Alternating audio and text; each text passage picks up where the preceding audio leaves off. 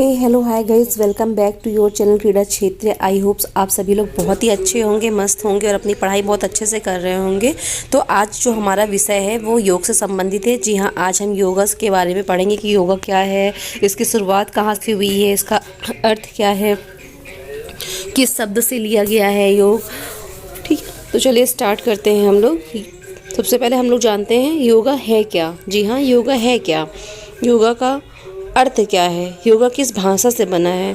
तो इस योग क्या है, योग का जो शाब्दिक अर्थ होता है हमारा, योग का शाब्दिक अर्थ क्या होता है, मिलना, जुड़ना या मिलना या बांधना। ठीक है, और योग शब्द की उत्पत्ति किससे हुई है, याद रखिएगा, योग शब्द की उत्पत्ति संस्कृत के युज धातु से हुई है। किससे हुई है, संस्कृत के युज धातु से हुई है।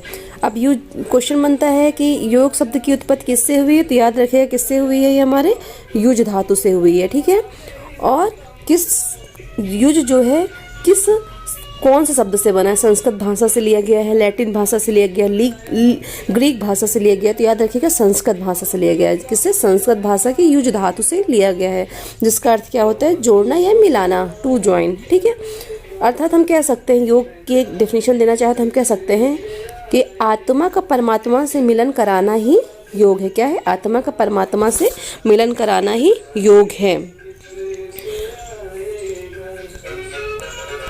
आगे देखते हैं हम लोग हिस्ट्री ऑफ योगा। जी हाँ, हमारी हिस्ट्री क्या है योग की, इतिहास। तो वैसे कहते हैं योग का संक्षिप्त इतिहास एवं विकास क्या है। तो ऐसा माना जाता है कि जब से सभ्यता शुरू हुई है, मतलब ये जो सभ्यता हमारी है, शुरुआत हुई है सभ्यता की, तभी से योग किया जा रहा है। ठीक है, योग के विज्ञान की उत्पत्ति हजारों साल पहले हुई थी। कब से, हजारों साल पहले हुई थी। पहले जो हमारे धर्मों या आस्था के जन्म लेने से पहले, उससे पहले भी काफ़ी पहले हुई थी। किससे, हमारे धर्म और आस्था से काफ़ी पहले हुई थी गाइस। तो जो योग है, योग जो है, योग विधा में शिव को पहले योगी मानते हैं। किसको, शिव, जो हमारे शंकर जी हैं उनको पहले योगी मानते हैं, तथा पहले गुरु या आदि गुरु के नाम से भी जाना जाता है। हम लोग कह सकते हैं गाइस, जो लिखित रूप में हमारा योग का जो विषय है ना, सर्वप्रथम जो साक्ष्य मिलते हैं हमारी जो हिंदुओं की महान धार्मिक पुस्तक हैं उसमें प्राप्त हुए हैं, जिन्हें हम लोग क्या कहते हैं, वेद कहते हैं। अब इन वेदों की गिनती कितनी है, आप पता होगा आप लोगों को, क्या कौन कौन से वेद हैं हमारे। जी हाँ, ऋग्वेद, सामवेद, यजुर्वेद और अर्थवेद, ये हमारे वेद हैं। और जिनको क्या हुआ था, 2100 BC में लिखा गया था। कब लिखा गया था, उत्तरी भारत में 2100 BC में लिखा गया था। और इन वेदों में क्या है, योग के बारे में बहुत ही डिटेल से चर्चा की गई है, विस्तार से लिखा गया है। इन वेदों में स्पष्ट रूप से लिखा है गाइस कि व्यक्ति के व्यक्तित्व का सर्वांगीण विकास योग के माध्यम से होता है। किससे होता है, योग के माध्यम से व्यक्ति की सर्वांगीण विकास किया जा सकता है। और वेदों में क्या है, वेदों में जो हमारा योग है, तो वो क्या करता है, योग जो है ना, वो व्यक्ति को परमात्मा के पास जाने का रास्ता, मतलब पथ दिखाता है, रास्ता दिखाता है जाने का। और हम ये कहते हैं, हमारे जो वेदों में कहा गया है कि इंसानों को परमात्मा के द्वारा दिया गया बहुत ही अच्छा उपहार है, एक नायाब तोहफा दिया गया है इंसानों को, व्यक्ति को, योगा। ठीक है, और हम मानते हैं तो योग का जो इतिहास है गाइस हमारा, ये हमारा 5000 साल पुराना है। कितना, 5000 साल पुराना है। कहते हैं कि जो मानसिक, शारीरिक और आध्यात्मिक के रूप में लोग प्राचीन काल से क्या इसका अभ्यास करते आ रहे हैं। हमारे अगस्त नामक सप्तऋषि हैं। जी हाँ, कौन, अगस्त ऋषि हैं, जिनके बारे में सभी लोग जानते होंगे कि वो क्या किए, उन्होंने, अगस्त ऋषि ने क्या किया कि भारतीय उपमहाद्वीप का दौरा करके, किसमें, भारतीय उपमहाद्वीप का दौरा किया उन्होंने, और यौगिक तरीके से जीवन जीने की संस्कृति गढ़ा था। किसने गढ़ा था, अगस्त ऋषि ने। और योग की उत्पत्ति सर्वप्रथम भारत में ही हुई है। जी हाँ, ये क्वेश्चन बन सकता है कि योग की उत्पत्ति कहाँ हुई है। तो याद रखिएगा, सबसे पहले हमारा इंडिया में, भारत में हुई है योग की उत्पत्ति। ठीक है, इसके बाद यह अन्य देशों में, ठीक है, लोकप्रिय हुआ। सबसे पहले हमारे भारत में हुई है योग की शुरुआत, उसके बाद यह अन्य देशों में लोकप्रिय हुआ है। अब योग की बात करें गाइस, तो पतंजलि को, तो क्या होता है कि पतंजलि का नाम प्रमुखता से लिया जाता है इसमें। क्यों, ऐसा क्यों, क्योंकि पतंजलि जी ही हैं जो पहले और एकमात्र ऐसे व्यक्ति थे जिन्होंने योग को आस्था, अंधविश्वास और धर्म से बाहर निकालकर एक सुव्यवस्थित रूप दिया है। ठीक है, किसने दिया है, महर्षि पतंजलि जी ने योग को अंधविश्वास से निकालकर उन्होंने एक सुव्यवस्थित रूप दिया था। योग क्या है? योग भारत की प्राचीन परंपरा की अमूल्य उपहार है जो न केवल देश बल्कि एशिया, मध्य पूर्व, उत्तरी अफ्रीका व दक्षिण अमेरिका सहित विश्व के विभिन्न भागों में फैला हुआ है। ठीक है, हाँ, हर जगह योग फैला हुआ है। और कोविड टाइम में तो आपने देखा हुआ कि योगा तो मतलब बहुत ही ज़्यादा योग की डिमांड बढ़ गई थी। सभी लोग योगा अपने को सुरक्षित रखने के लिए योग प्राणायाम कर रहे थे। और योगा से क्वेश्चन भी हर एक एग्ज़ाम में बहुत ज़्यादा पूछे जा रहे हैं। तो इसलिए ये बहुत ही इंपॉर्टेंट टॉपिक बन गया है और हम सभी को अपने लिए थोड़ा सा वक्त निकाल के योग जरूर करना चाहिए। ठीक है, तो चलिए आगे देखते हैं। हमारा जो ये इम्पॉर्टेंट पैरा, इसको ध्यान से देखिएगा। इससे भी क्वेश्चन आते हैं हमारा योगा डे के बारे में। आता है योगा दिवस कब मनाते हैं, किसने स्टार्ट किया है, कब शुरू हुआ, किस तारीख को शुरू हुआ है। तो क्या है, जो हमारे भारत के प्रधानमंत्री नरेंद्र मोदी जी हैं, उन्होंने क्या किया, 27 सितंबर को, कब, 27 सितंबर 2014 को संयुक्त राष्ट्र महासभा में योग की पहल की थी। कब किया था? 27 सितंबर 2014 में। ठीक है, इसके बाद क्या किया था उन्होंने? 11 दिसंबर 2014 में संयुक्त राष्ट्र में 177 कितने 177 सदस्यों द्वारा 21 जून को, कब, 21 जून 2015 को मंजूरी मिली थी। कब? अंतर्राष्ट्रीय योग दिवस के रूप में मंजूरी मिली। और पहली बार क्या हुआ, 21 जून 2015 को यह दिवस मनाया गया। इसमें इंपॉर्टेंट ये याद रखिएगा, 21 जून 2015 को हमारा योगा दिवस मनाया जाना स्टार्ट हुआ है। तब से लेके वो हर वर्ष 21 तारीख को, जून की 21 तारीख को हम लोग योग दिवस के रूप में मनाते हैं। क्वेश्चन आता है योग दिवस कब मनाया जाता है? तो कब? 21 जून को मनाया जाता है। शुरुआत कब हुई? 2015 से हुई है। अब हम गाइस मोस्ट इंपॉर्टेंट देखते हैं। योग की परिभाषा है, थोड़ी सी टफ है क्योंकि संस्कृत में है, देखिएगा। तो जो डेफिनेशन सबसे पहले हमारी आती, किसकी आती है? पतंजलि योग दर्शन के अनुसार। किसके? पतंजलि के अनुसार आती है।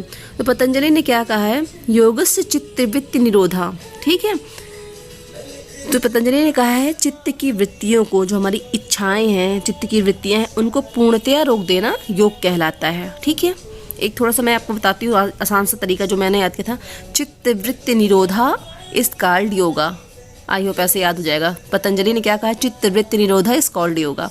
तो अपने चित्त की वृत्तियों को रोक लेना ही योग कहलाता है। जब हमारी दूसरी परिभाषा क्या है? सांख्य दर्शन के अनुसार। सांख्य दर्शन में क्या कहा गया है? पुरुष प्रकृतियों वीर्यो गेपी।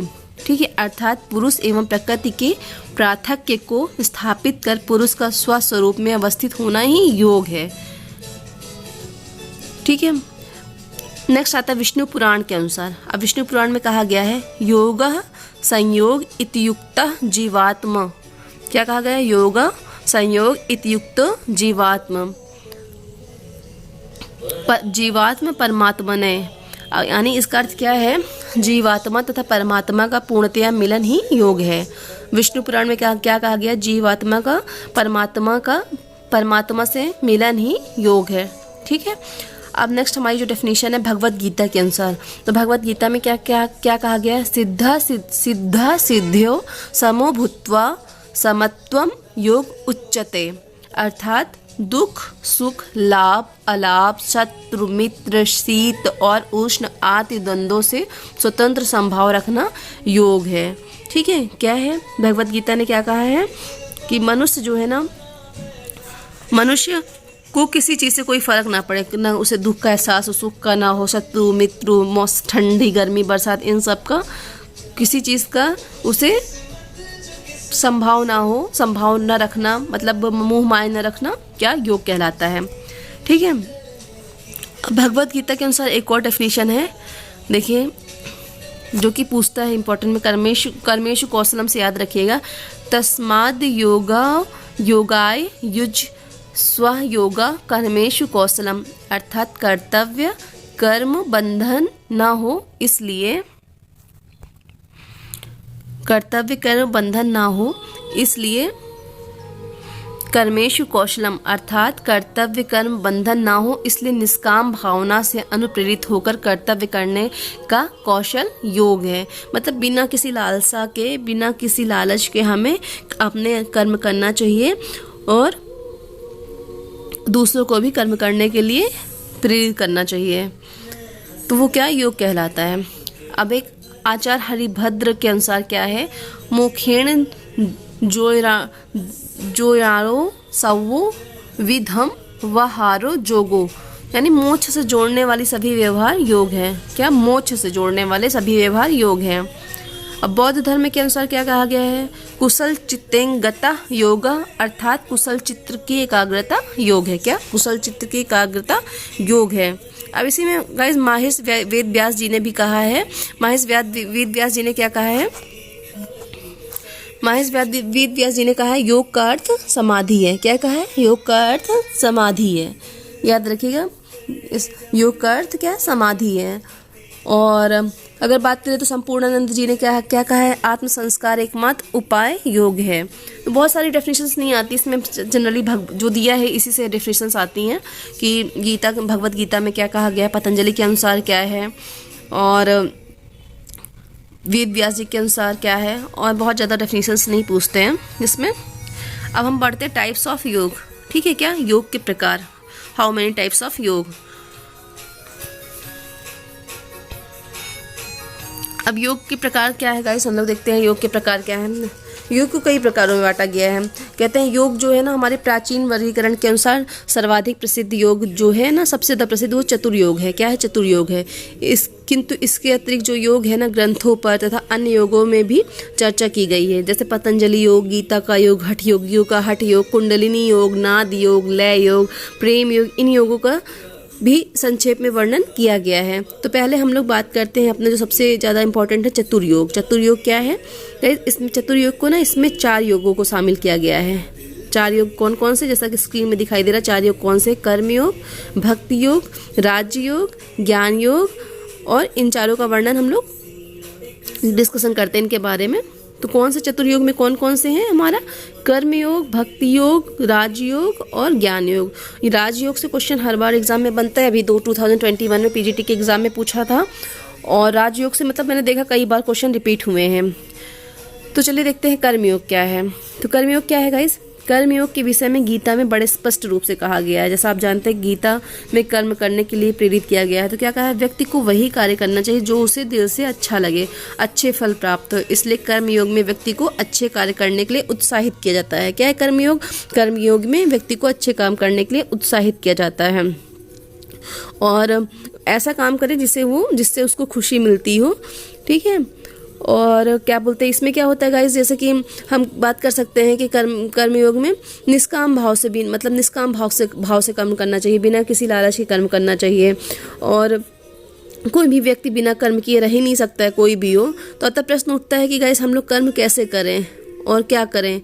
तो इसके पीछे मुख्य बात यह याद रखनी चाहिए, कर्म कभी भी फल प्राप्ति की आशा से लेकर कामनाबद्ध होकर नहीं किया जाना चाहिए। ठीक है। जो आपको उचित लगे कि ये सही काम, इसको करना चाहिए, गलत काम को नहीं करना चाहिए। तो कर्मयोग में क्या है, कर्म के बारे में चर्चा की गई है। ठीक है। अब हमारा दूसरा जो आता है भक्ति योग, जैसा कि नाम से समझ में आ रहा है भक्ति योग, इसमें भक्ति के बारे में चर्चा की गई है। तो ये जो योग है गाइस, मन को जागृत व एकाग्र करने के लिए किया जाता है। क्या है? मन को अगर आपको जागृत करना है, मन को एकाग्र करना है, तो उसके लिए बहुत ही बेस्ट योग है। अब ये जो भक्ति योग है वो संस्कृत के भज शब्द से बना है। भक्ति जो है ना, भक्ति अगर पूछता है भक्ति किस शब्द से बना है, तो भक्ति हमारा संस्कृत के भज शब्द से बना है। किससे? भज शब्द से बना है, जिसका अर्थ क्या होता है? प्यार व पूजा। क्या? प्यार व पूजा। इस योग में अंतर ध्यान होकर क्या होते हैं, इस योग में हम लोग अंतर ध्यान इतना ज़्यादा खो जाते हैं और परमात्मा का नाम जपा जाता है। बिल्कुल सब कुछ भूल भाल के, मतलब क्या हो रहा है इधर उधर ध्यान ना भटका के, बिल्कुल अंतर ध्यान होकर परमात्मा का नाम जपा जाता है। इसे भक्ति योग कहते हैं। अब फिर हमारा नेक्स्ट जो आता है गाइस, राजयोग। जी हाँ, इम्पॉर्टेंट है, इससे बहुत बार क्वेश्चन आते हैं। तो राजयोग क्या है हमारा?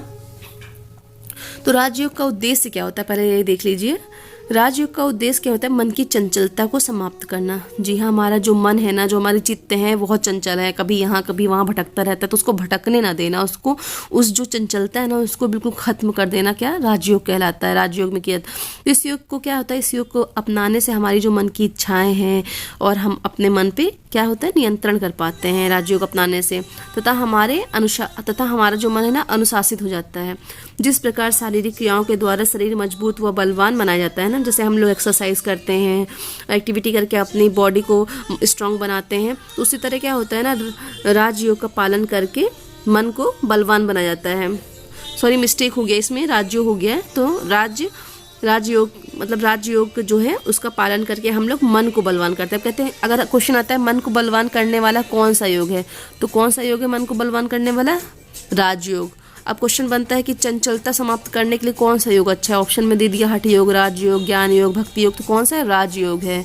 ठीक है, अब हम कहते हैं इस योग द्वारा हम अपने मन पर क्या करते हैं? विजय प्राप्त कर सकते हैं। क्या? अपने मन को जीत सकते हैं, उसको कंट्रोल कर सकते हैं। संतुष्टि, ध्यान व समाधि का सहारा लेना पड़ता है राजयोग को। मतलब राजयोग करने के लिए इस योग द्वारा मन पर विजय प्राप्त करने के लिए हम लोगों को संतुष्टि, ध्यान व समाधि का सहारा लेना पड़ता है। ठीक है, ये हमारा राजयोग होता है। नेक्स्ट हमारा आता है ज्ञान योग। तो ज्ञान योग जैसे नाम से समझ में आ रहा, ज्ञान को अर्जित करना। तो क्या जैसे जानते हैं बिना ज्ञान के पूरा जीवन किसी काम का नहीं है। तो बिना ज्ञान की योग और बिना योग के यथार्थ ज्ञान की प्राप्ति संभव नहीं होती है। योग की यह विधि ज्ञान की प्राप्ति के लिए प्रयोग की जाती है। इस योग द्वारा व्यक्ति धार्मिक ग्रंथों का अध्ययन करता है, वह स्वयं को ज्ञानवान बनाता है।